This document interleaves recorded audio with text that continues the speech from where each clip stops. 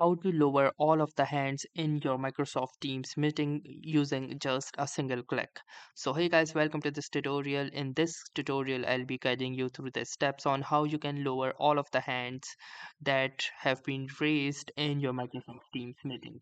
So in order to do this technique, the first thing that I'm going to do is raise my hand as a participant, and now we will be going to lower this hand using this trick. So let's say multiple participants have raised their hands, and after you have addressed their doubts and you want them to lower their hands, so in this case what you can do is take the charge yourself and simply click onto this people icon at the top. So once you click onto this people tab, you will see the participants and all of the participants who have raised their hand.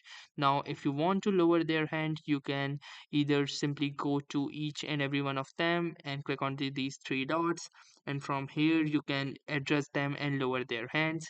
But instead, if you want to lower all of the hands that are currently standing in the meeting, then you can simply click onto these three dots at the top, and then from here you can choose this option that says lower all hands.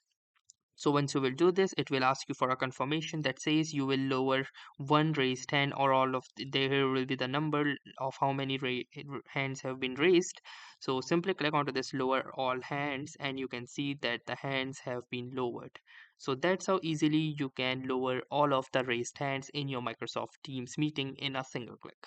So that was all for this tutorial. Thanks for watching and have a nice day.